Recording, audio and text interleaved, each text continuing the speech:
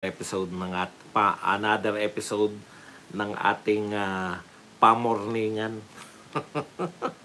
pamorningan na vlogs dito pa rin sa inyo. Badong Aratlis Vlogs. Pag-uusapan natin ito po, no, nagpahayag po to si kagalang-galang representer, lakas po yung mga kandidato natin, no, mga Duterte. Maganda po to na maging labanan po to talaga, no. Gusto ko yan, mag-all out na yung mga Marcos eh. Makikita po natin, ito pong 2025, no, makikita po natin yan, yung kung gaano kalakas talaga. Okay, pag-usapan din po natin, ito po, marami po nagsasabi na tayo daw po ang salot sa Pilipinas. Ang DDS, mga Duterte supporters, kulto ni Digong, at kung ano pa man ang tawag natin sa atin sarili. Yan daw po, no, kung wala daw ng mga Duterte supporter na naninira, maganda naman daw ang Pilipinas. Yan po mga pag-usapan natin, pero bago yan, kung bago ka pa lang dito sa ating channel, mag-subscribe ka na. Dahil ito lang ang tayong channel na may kinikilingan, may pinapanigan, una sa balita, huli sa impormasyon, at madaling araw na kung magsimula. Kaya ano pang hinihintay nyo? Pindot na. Okay, alam nyo po, eto magtapatan po tayo. Para po hindi na tayo hindi na yung magkaalaman na. Yung total, yung debate dito, sino nagpanalo kanino, di ba? Pinagmamalakihan nila tayo na sila yung nagpanalo sa Duterte kahit kay Pangulong Duterte noong 2016 tigilan na, para matigilan na to. Ako ganito eh. Gusto ko kumpletuhin nyo, Sandro, yung hindi ko alam kung may ibang slate si Sandro tsaka may ibang slate si Tambi. Sana isa na lang, no? Kumpletuhin nyo yung 12 at eto lang po pakiusap ko sa lahat ng Duterte supporter. Panahon na po para tayo bumoto tayo. Huwag tayong bumoto nung yung mga isa-isa, no? Wholesale po natin kasi kinakailangan po natin ipakita sa 2025 election. Kung kaya po natin, natatandaan ko pinakamaganda po natin noong 2019. Kung si Sandro man yang namamahala dyan sa mga hindi na po tayo ngayon yung magpapalusot, no?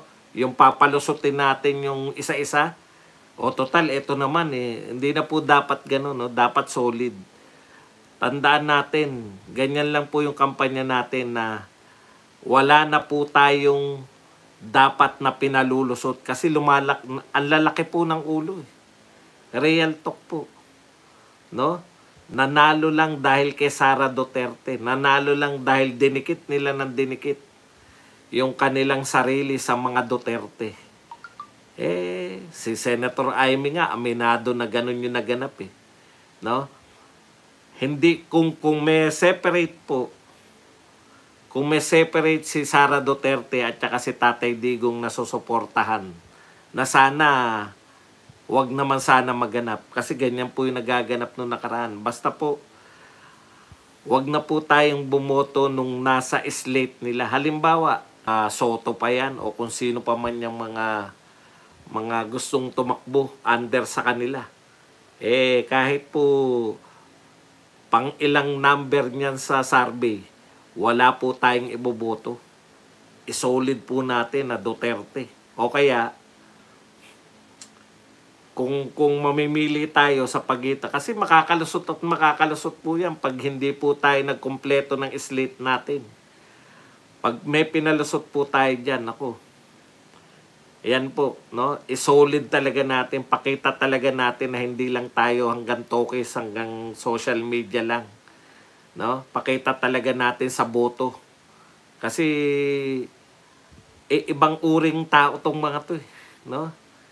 Pinanalo mo, nakisama ka, tapos wala pang ang 2 taon, di ba? Sa June pa sila magdadalawang taon, tablado na agad.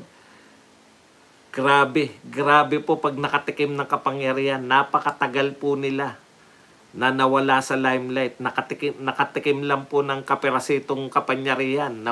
Nakalimutan na yung mga nagpanalo sa kanila. Kaya kinakailangan po natin yan sa 2025. Maganda po to na isang Marcos na po ang mag-o-organize ng kanilang slate. Wala po tayong iboboto diyan sa mga yan. Straight po natin. Ganun na po ang labanan. Hindi na po pwede na popularity.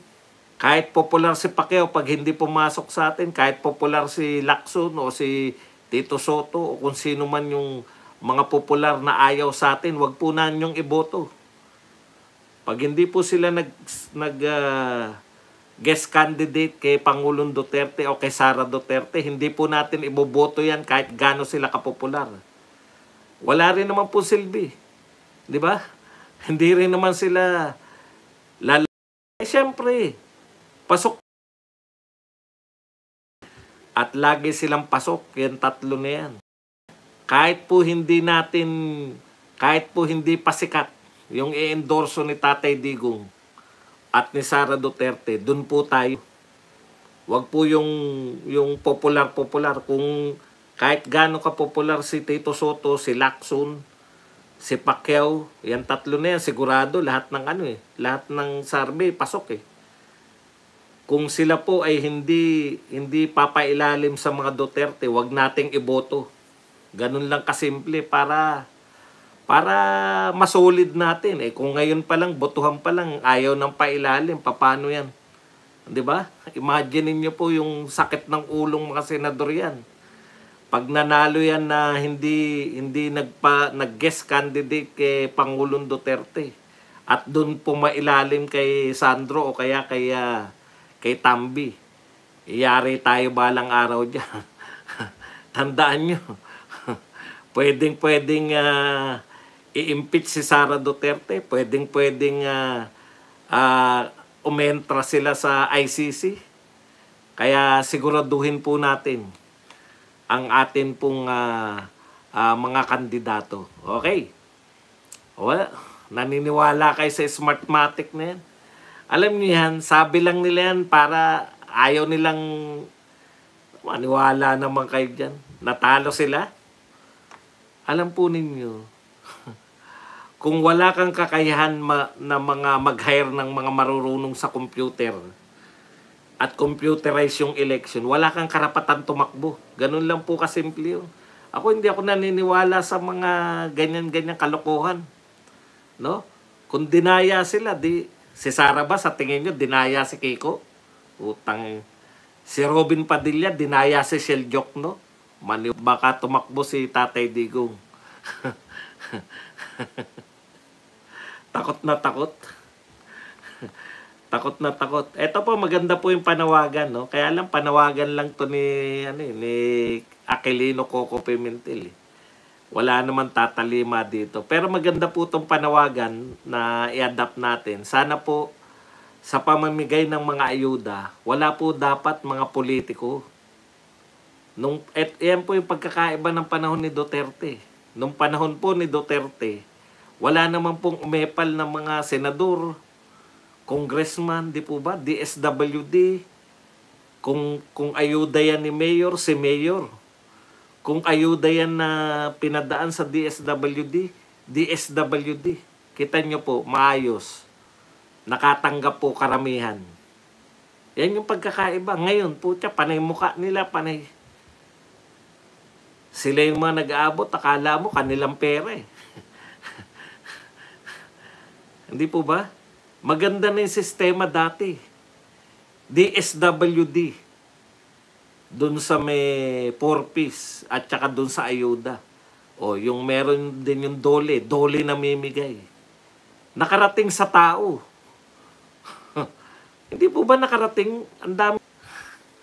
Pag nagla-live ako sa boxing, puta, wala akong problemang ganyan. Daldal lang ako ng daldal pag boxing. Pagdating ng politika, ang daming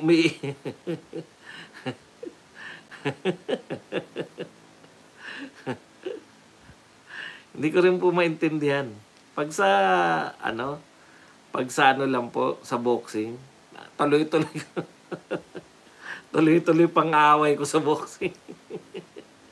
Dito lang sa politika po lagi naglo-loading. Nakakainis eh. Natuklasan ko na, di ba kanina malabo? Punas lang. Punas lang pala ng cellphone yung solusyon doon. Kung ano-ano mga ginawa ko sa ilaw eh. Yung pala punas lang ng cellphone. Anak ng tinapay. Okay, punta po tayo rito. Maganda tong inihanda ko eh. Alam niyo naman pag Sabado at Linggo walang ganong ano eh. Okay. Ang dami po nagsasabi, kayo salot eh. Sabi, kayong mga Duterte supporter, mga salot. Kung hindi kayo kontra ng kontra, maganda na Pilipinas. Talaga lang. Baka nakakalimot tong mga to eh. Kami na ngayon ang may kasalanan. Ha? Kami ba yung may kasalanan kung bakit? Teka muna. Meron po ditong malaking usapin ngayon. Ito po, nagpunta si Pangulong Marcos sa Basilan. Dinalaw niya yung mga tropa doon. Ang pahayag yata ni Pangulong Marcos, I am the first president. Eto. meron na mo. Sana po ipaalam naman sa inyo na nakarating na po dyan si Pangulong Duterte sa Basilan. Kayo naman, no? Simpleng bagay lang po to, pero wag naman po kasi kahit po simple to, nakikita ng mga tao eh. Yung makakarinig niyan, di ba galing na rito si Duterte? Di ba? Wag naman pong ganun, no? Hindi po kayong kauna-unahang presidenteng nakapunta ng Basilan. Nagpunta po riyan na si Pangulong Duterte. Yun lang po, kahit maliit. Alam nyo kasi, eto magtapatan na tayo mga supporter ni PBBM. Alam nyo po, sa kawalan po na maipagmamalaki, kahit na ano na lang. Yun na lang, pinalakpakan siya sa Australia. Alam niyo po, nakakahiya po na tayo pa dumadayo para sabihin sa kanila na handa natin sila ipagtanggol. Yun po yung katotohanan nun eh. Tayo magtatanggol sa Australia eh. Tayo yung si Pangulong Marcos na nagsabi, sila yung frontliner. Tayo yung magiging frontliner. Just like in World War II. Puta, pinagmalaki nyo pa na first liner. First liner ng depensa para hindi kagad mapasok yung Australia at US. Grabe naman. Hindi po ba parang napakalaki naman pong... Okay. Mr. President, hindi po kayo una, nakarating na dyan. Alam ko nakarating na rin dyan si Gloria Macapagal eh. Ano ba meron dyan kay Bob? Ano ba sinasabi niyan tukmol na yan? Basahin nga natin.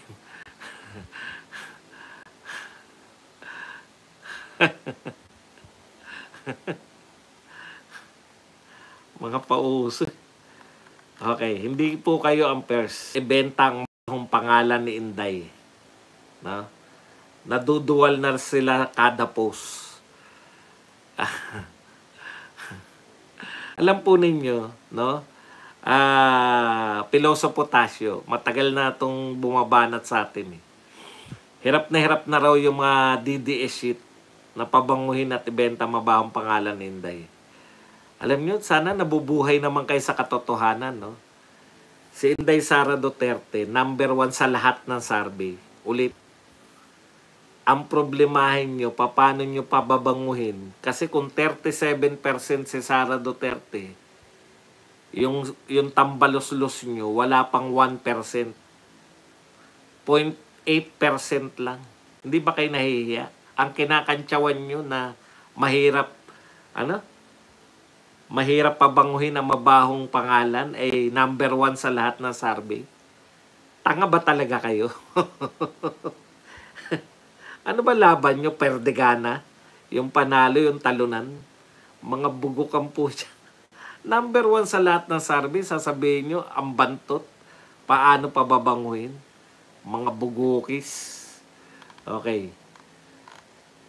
Congratulations sa'yo, Jay. Jay Guevara, ikaw ba yung taga-TBJ? Maliit na balita lang po. Ngayon na po ang kahuli-huli ang ngayong araw ang kahuli-huli ang episode ng ano yan? Pinoy pinakamasaya. Tahanang pinakamasaya. Putay Itbulaga ano eh, may dating, 'di ba? Pangalan pala Itbulaga. Hindi talaga pinag-isipan eh, no? Tahanang pinakamasaya. Last day na po ngayon ng tahanang pinakamasaya. Last day kahapon. Ano na po, shutdown na po yung tahanang pinakamasaya. Kala ko popular si Yorme. Biro lang, Yorme. Ang gagalit na naman yung mga maka-Yorme. Binibiro ko lang kayo. Siyempre, iba yung showbiz, iba yung politika. Di ba? Kabati na natin yung mga Duterte supporter, yung mga Kasi mahirap po talaga institusyon na yung TVG. Mahirap po talagang pabagsakin yun. Lalo na kung si Paolo Contis. Si Paolo Contis ang pinaka-sikat niya. Okay, eto po. Sagutin na po natin yung pinakamalupit na katanungan. Condolence po sa pamilya na iwan ni Jacqueline Onstick. Grabe, no? Papanalo lang po kami sa mga naiwan. Hindi kapaniwala. Akala ko, akala ko yung mga, di ba, uso yung ganun. Yung pala, pagtingin ko, sunod-sunod. Nakikiramay po kami kay Miss Jacqueline Jose. Okay. Punta na po tayo rito. Yung sa sinasabi nila, tigilan na raw sana yung mga Duterte supporter si Pangulong BBM para umunlad ng Pilipinas. Alam po ninyo, taliwas po sa iniisip.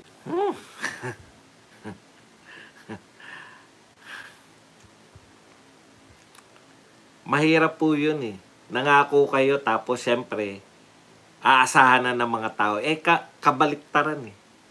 Instead na mapababa, okay lang po yun yung halimbawa. Bigyan ko kayo na halimbawa. Sa panahon ni Pangulong Duterte, sinabi niya na 6 months, wala nang droga, 6 months, wala na.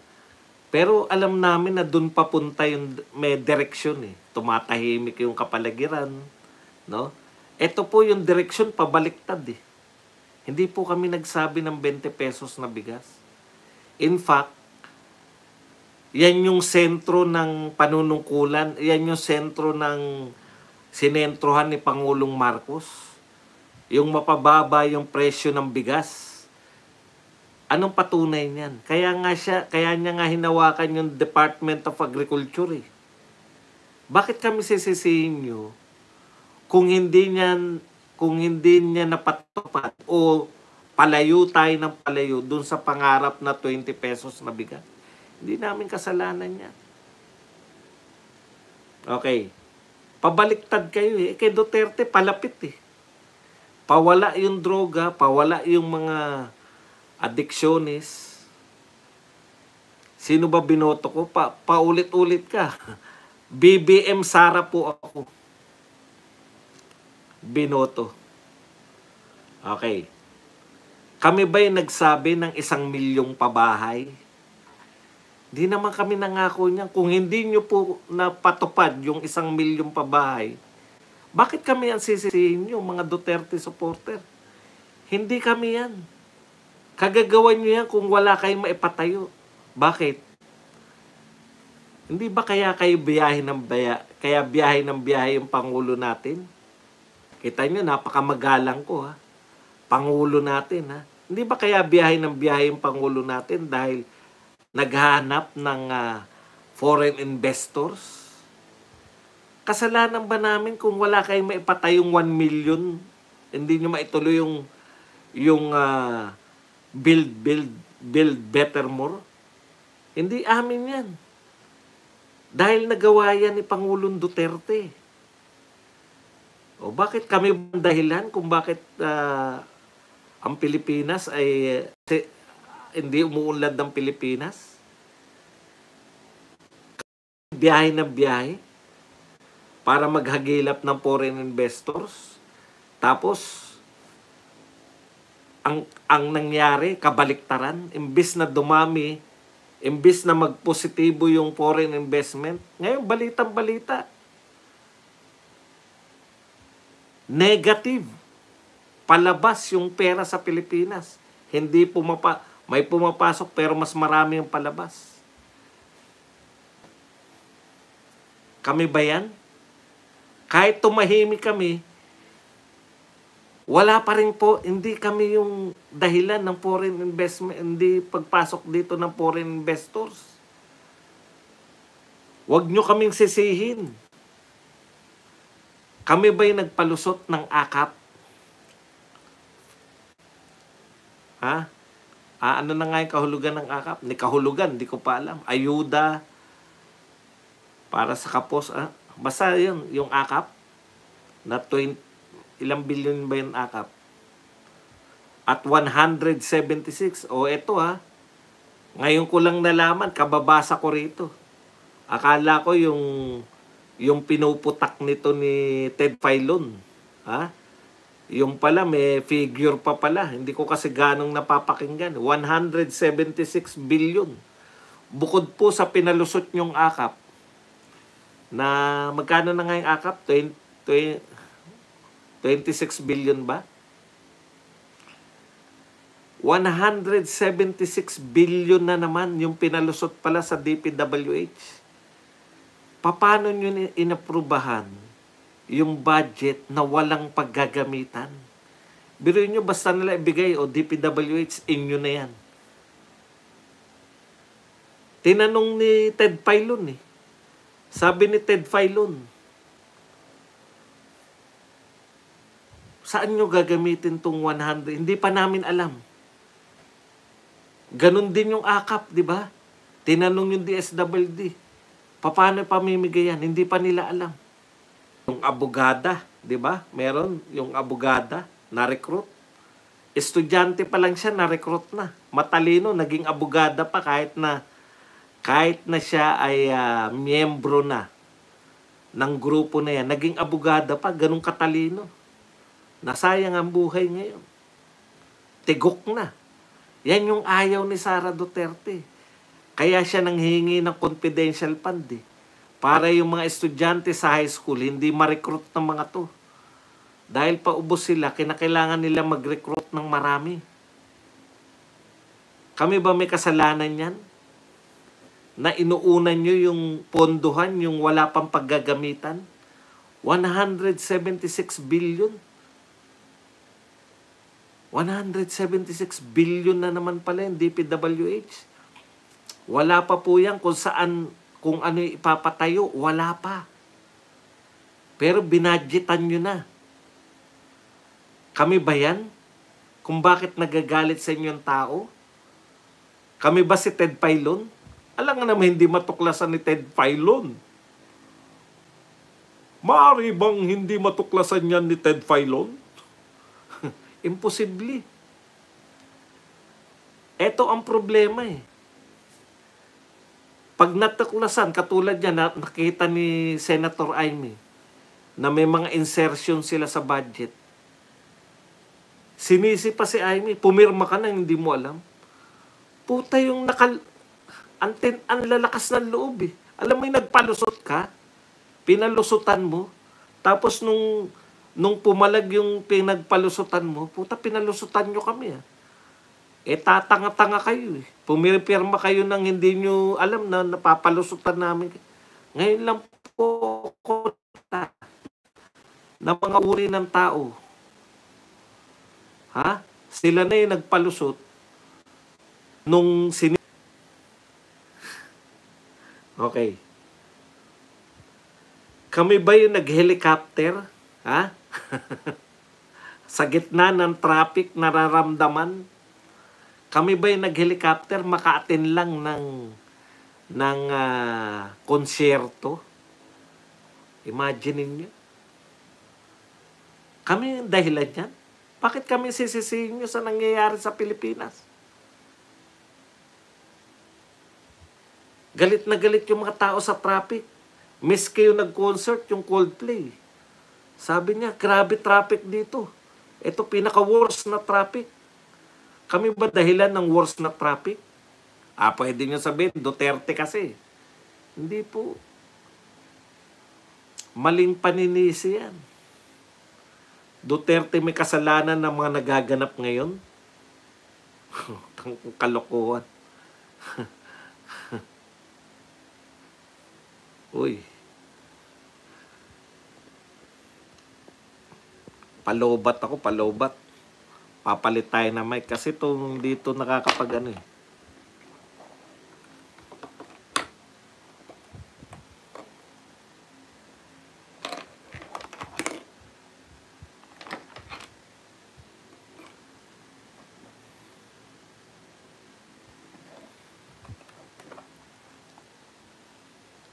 Malulobat ako.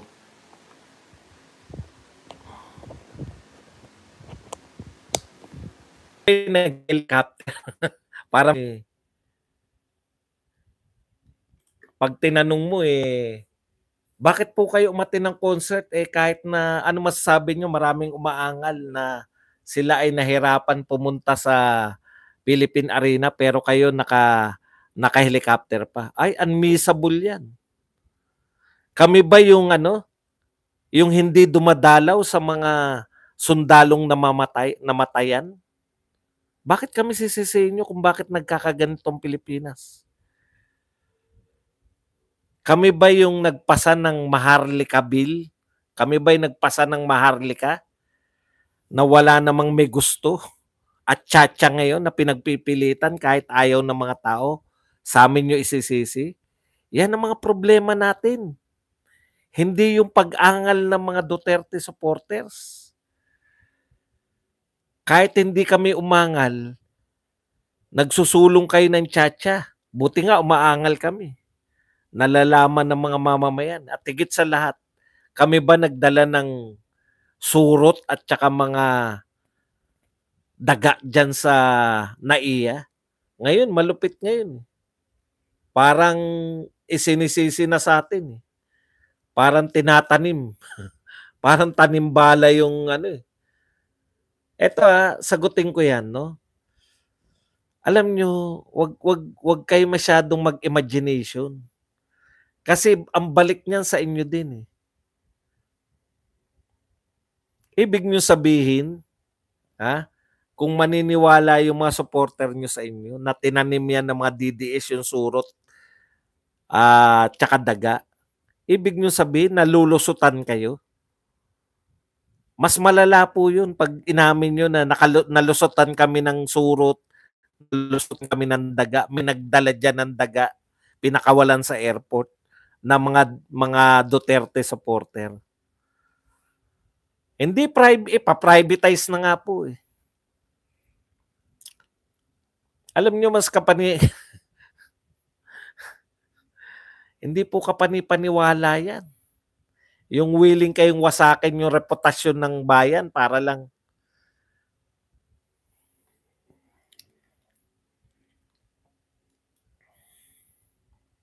tingnan ko lang kung meron pang iba.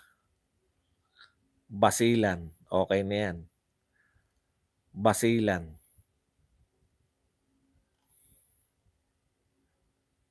Ito po, dito natin tatapusin. Alam nyo, ito na naman sila.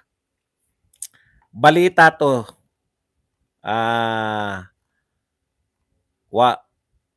One day ago. Ngayon.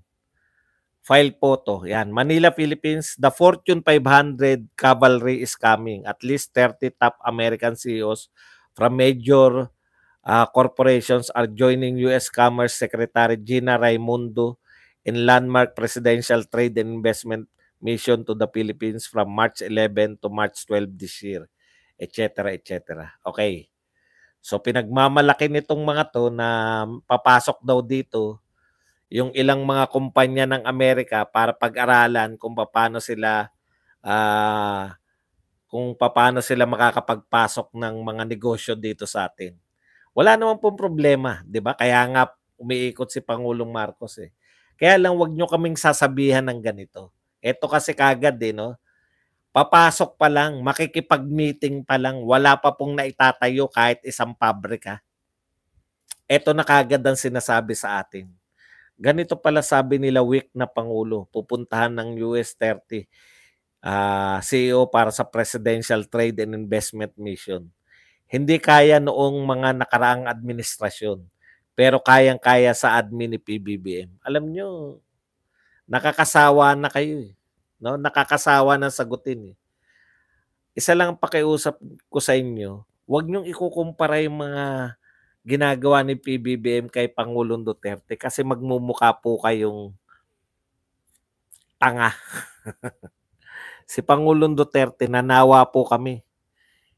Sa dami po ng proyektong ginawa ni Pangulong Duterte, sa totoo lang, sa dami po ng mga pumasok na pera dito, ngayon lang namin nga natutuklasan yung iba eh. Palibasa kayo, gutom na gutom kayo sa mga proyekto, gutom na gutom kayo sa mga achievement, kaya wala pa po nangyayari, plano pa lang. Ito po ang legacy ng pamunuan na to. Plano pa lang, pangako pa lang, pinagmamalaki na ng mga supporter. Pwede po ba yung nasimulan man lang bago kayo magmalaki? Sinabi pa lang na aayusin. Ang problema, okay lang ipagmalaki nyo eh. Kakantsawan nyo pa si Pangulong Duterte. Mamaya tambakan namin kayo ng mga data na kung gaano karami yung pumasok dito. Alam niyo po ba na pinakamalaking foreign direct investment na ganap sa panahon ni Pangulong Duterte?